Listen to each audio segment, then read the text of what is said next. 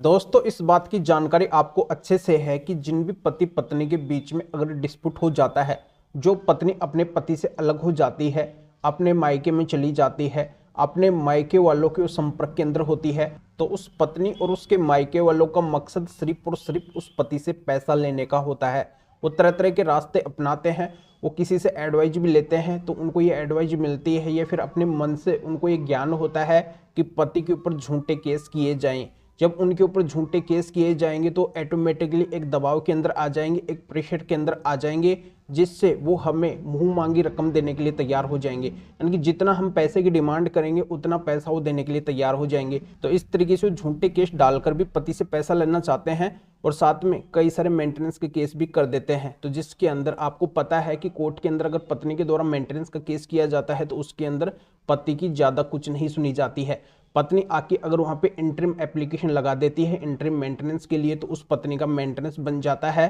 और court order कर देती है पति को कि आप अपनी पत्नी को पर मंथ के हिसाब से इतना मेंटेनेंस दीजिए। कोर्ट इंटरिम मेंटेनेंस तय करते टाइम पे ये नहीं देखती है कि इस मामले के अंदर पति की गलती है या फिर पत्नी की गलती है, बस पति के ऊपर मेंटेनेंस लगा दिया जाता है, ऑर्डर कर दिया जाता है। और जब कोर्ट का ऑर्डर हो जाता है तो पति को न चाहते हुए भी कहीं से भी करके एडजस्ट करके अगर पति के पास में नहीं है तो भी उस पत्नी को मेंटेनेंस देना पड़ता है। तो पति ऐसी पत्नी और उसके मायके वालों से और कोर्ट के इस सिस्टम से, कानूनी प्रणाली से बहुत ज़्यादा दुखी और परेशान होते हैं कि ऐसा मेरे साथ में क्यों हो रहा है, ये गलत हो रहा है। जो भी हो रहा है पत्नी खुद ही गलत है और फिर वो मेरे से पैसा और ले रही है और मेरे ही पैसों से वो मेरे ऊपर झूठे केस भी चला रखी है, यानी कि मेरे पैसों से मुझे ही नुकसान पहुंचा रही है। तो ऐसा नहीं होना चाहिए। और कई पत्नियां वेल एजुकेटेड होती है, हाईली क्वालिफाइड होती है, वो खुद जॉब कर रही होती है, वो खुद कमाने लायक होती है और फिर भी वो पति के ऊपर मेंटेनेंस का केस कर देती है। पर ऐसे मामले के अंदर भी पति के ऊपर कोर्ट मेंटेनेंस लगा देती है, तब भी पति को उस पत्नी को मेंटेनेंस देना पड़ जाता है। तो यहाँ पे पति बहुत ज़्यादा दुखी और परेशान होते हैं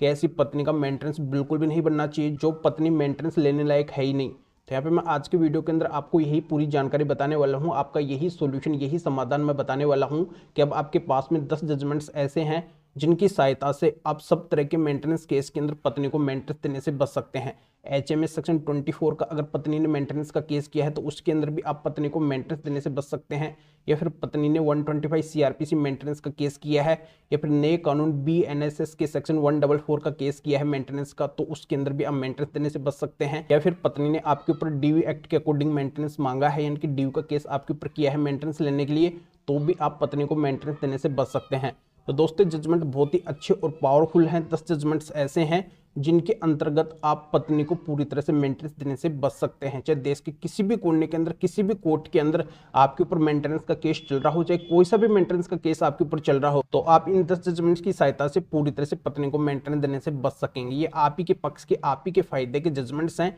ये सभी पति लोगों के मामले के अंदर काम आने वाले हैं। तो अंत तक बने रहिए, पूरी जानकारी मैं आपको डिटेल के अंदर समझाने वाला हूँ। वीडियो बहुत ही महत्वपूर्ण है, फायदे का है। ये वीडियो सभी पति लोगों के काम आने वाला है। तो अंत तक बने रहे कि पूरी जानकारी का फायदा उठाइए और इस चैनल को अभी तक सब्सक्राइब नहीं करे हैं तो सब्सक्राइब भी कर दीजिए और साथ में बेल आइकन को भी दबा दीजिए। तो चलिए शुरू करते हैं। तो वेलकम दोस्तों, मैं हूं आपका अपना एडवोकेट जितेंद्र। जैसा कि दोस्तों आप सभी को अच्छे से पता है कि पत्नी के इस गलत रवैये के कारण, कोर्ट के कानूनी ऐसे सिस्टम के कारण बहुत से पति लोग आत्महत्या तक कर लिए हैं, सुसाइड तक कर लिए हैं, आए दिन कर रहे हैं। अभी हाल ही के अंदर अतुल सुभाष का मामला भी आया है जो आप सभी को अच्छे से पता है। तो ये सभी लोग क्यों आत्महत्या कर रहे हो, इस वजह से कर रहे हैं। मेन तो सबसे बड़ा रीजन होता है मेंटेनेंस का, यानी कि कोर्ट का ऐसा ऑर्डर पति के ऊपर हो जाता है जिसमें कुछ भी नहीं देखा जाता है। पत्नी चाहे यहाँ पे गलत है, पत्नी चाहे मेंटेनेंस लेने लायक नहीं है, फिर भी उसका मेंटेनेंस बना दिया जाता है और पत्नी के झूठे केसों से प्रताड़ित होकर पति लोग ऐसा कदम उठाते हैं, गलत रास्ता उनको अपनाना पड़ जाता है, अपनी जान को दांव के ऊपर लगाना पड़ जाता है, क्योंकि वो मजबूर हो जाते हैं। कहाँ से उस पत्नी को बार बार पैसा दे,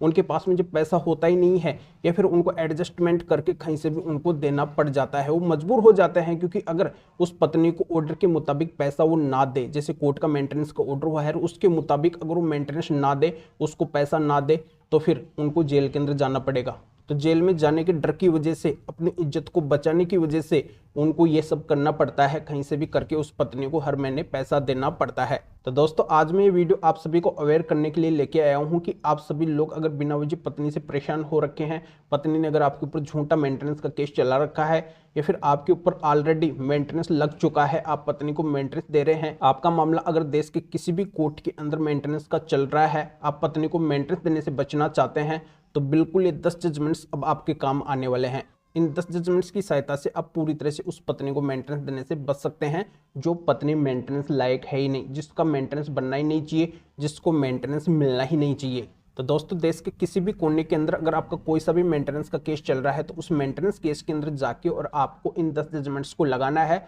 और आपके मामले के अंदर अगर ये बातें हैं जो मैं आगे बताने वाला हूं तो बिल्कुल ये जजमेंट्स आपके काम आएंगे, आपको पूरा फायदा देंगे, आप पत्नी को मेंटेनेंस देने से बचेंगे। तो इन जजमेंट्स में सबसे मेन और गुड बात तो ये कही है कि मेंटेनेंस का कानून केवल उन महिलाओं, उन पत्नियों के लिए बना हुआ है, उनके लिए बना हुआ है जो कमाने में अक्षम है, जो कमा नहीं सकते हैं, जिनको पैसों की सख्त जरूरत है, जो अपना भरण पोषण नहीं कर सकते हैं, उनके लिए सिर्फ और सिर्फ ये मेंटेनेंस का कानून बना हुआ है। ये मेंटेनेंस का कानून उन सभी के लिए नहीं बना हुआ है जो खुद कमा सकते हैं, खुद अपना भरण पोषण कर सकते हैं। तो ये सबसे पहली और गुड बात इन जजमेंट्स के अंदर कही है। अब दूसरी बड़ी बात इन जजमेंट्स के अंदर ये कही है कि समाज का अगर एक बड़ा तबका मेंटेनेंस के भरोसे हाथ पे हाथ रख के बैठा रहेगा तो इससे समाज के ऊपर और भारतीय अर्थव्यवस्था के ऊपर एक नेगेटिव प्रभाव पड़ेगा जो अपने देश के लिए घातक है और समाज के लिए भी घातक है। आगे इन जजमेंट्स में ये बात कही है कि जो पत्नी हाईली एजुकेटेड है, वेल एजुकेटेड है, हाईली क्वालिफाइड है, जो पत्नी खुद कमा सकती है, खुद जॉब कर सकती है,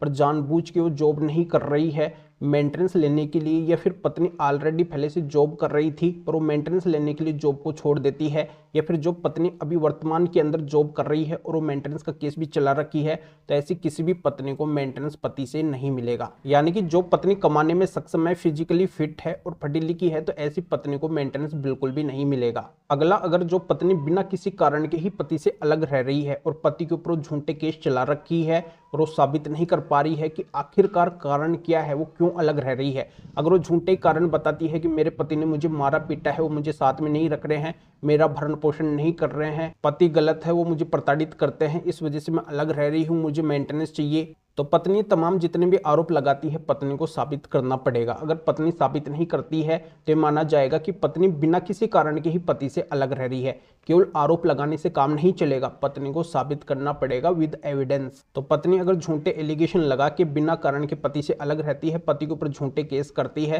तो ऐसी कोई भी पत्नी है जो पति से मेंटेनेंस नहीं ले सकेगी। तो दोस्तों और भी अच्छी अच्छी बातें इन जजमेंट्स के अंदर कही है, पति पक्ष के अंदर कही है। तो मेरा कहना यह है कि एक बार आप भी अपने मेंटेनेंस केस के अंदर इन 10 जजमेंट्स को जरूर लगाइए जिससे आप भी फायदा उठा सकें। तो दोस्तों आप भी अगर पत्नी को पूरी तरह से मेंटेनेंस देने से बचना चाहते हैं, वो अगर गलत हो, अगर मेंटेनेंस लायक नहीं है, तो आपको अपने मेंटेनेंस केस के अंदर इन 10 जजमेंट्स को जरूर लगाना चाहिए। इन 10 जजमेंट की सहायता से बहुत से पति लोग पत्नी को मेंटेनेंस देने से बच चुके हैं, उनको मेंटेनेंस देना ही नहीं पड़ रहा है। तो आप भी एक बार इन 10 जजमेंट्स को अपने मेंटेनेंस केस के अंदर जरूर लगाइए और गलत पत्नी को आप मेंटेनेंस देने से पूरी तरह से बच जाइए। तो ये 10 जजमेंट माननीय सुप्रीम कोर्ट और हाई कोर्ट के टॉप सिलेक्टेड हैं और इनकी सहायता से आपको पूरी तरह से फायदा मिलेगा। तो इन 10 जजमेंट्स को लेने के लिए आप इस वीडियो को डिस्क्रिप्शन के अंदर जाइए, इस वीडियो को डिस्क्रिप्शन में जाके इन जजमेंट्स को लेके अपने मेंटेनेंस केस के अंदर लगा दीजिए, या फिर ये जो स्क्रीन के ऊपर व्हाट्सअप नंबर शो हो रहे हैं तो इसके ऊपर भी इन 10 जजमेंट्स को लेने के लिए मैसेज कर सकते हैं, या फिर आपकी किसी भी तरीके की कानूनी समस्या है तो भी आप स्क्रीन के ऊपर जो व्हाट्सअप नंबर शो हो रहे हैं इसके ऊपर व्हाट्सअप पे मैसेज करके अपॉइंटमेंट बुक करवा के